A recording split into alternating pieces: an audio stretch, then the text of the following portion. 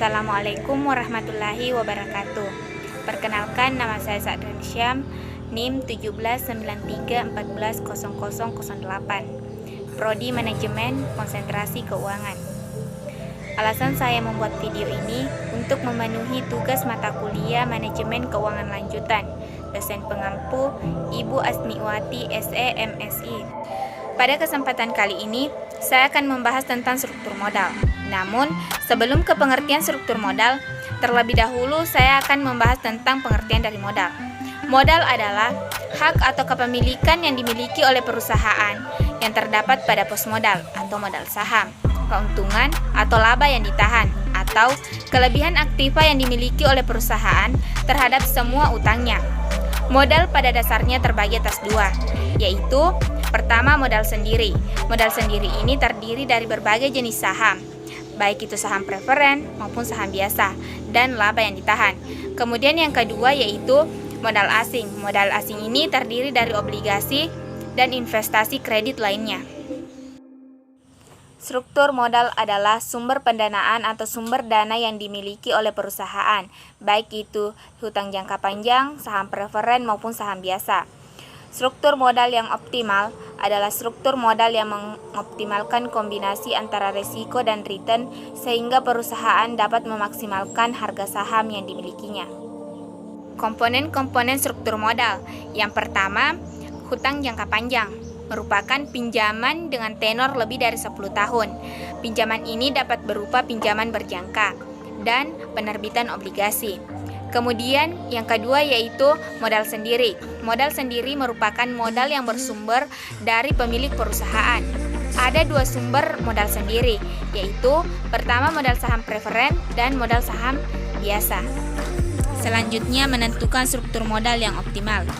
Untuk menghitung besarnya biaya modal dalam kaitannya dengan struktur modal dan nilai perusahaan, digunakan beberapa rumus, yaitu rumus pertama untuk menghitung biaya modal sendiri atau KE.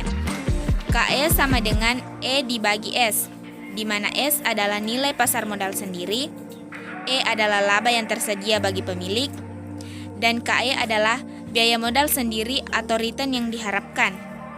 Rumus kedua untuk menghitung biaya modal utang atau KD, yaitu KD sama dengan F dibagi B, di mana F adalah bunga utang yang dibayarkan oleh perusahaan, B adalah nilai pasar uang, dan KD adalah biaya modal utang atau tingkat bunga utang.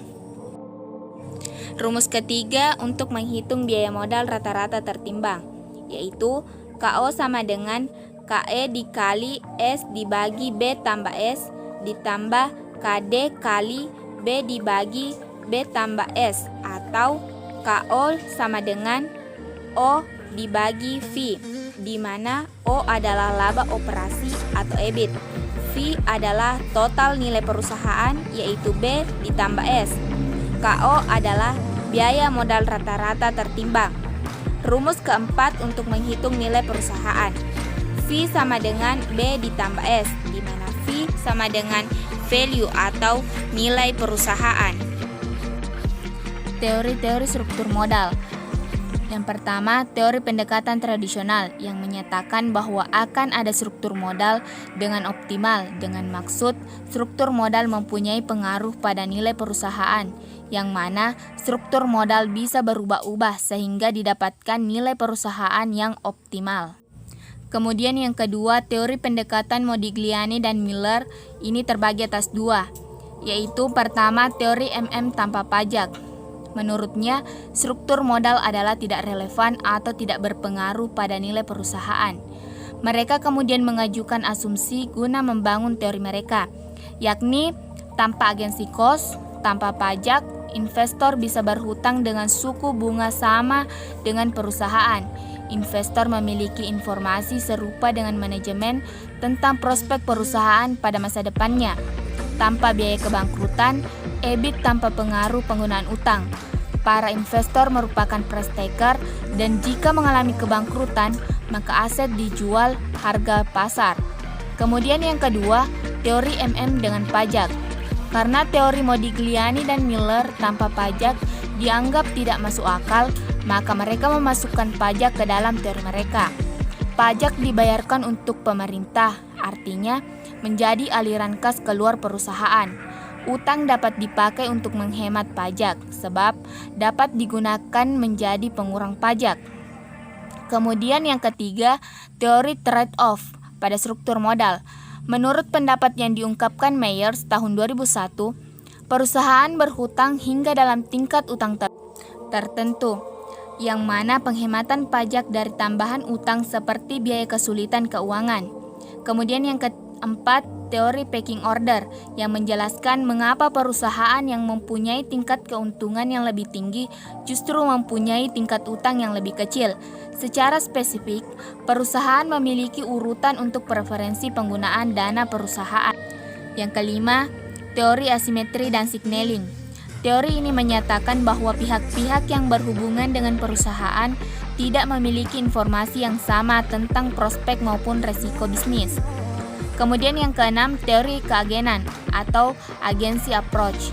Teori ini menyebutkan bahwa manajemen merupakan agen dan pemegang saham sebagai pemilik perusahaan merupakan prinsipal.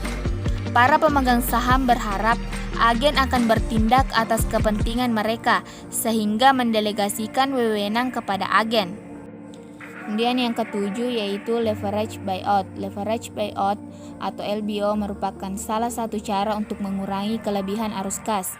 Hutang LBO digunakan untuk membiayai pembelian saham perusahaan. Sesudah itu, perusahaan kemudian goes privat.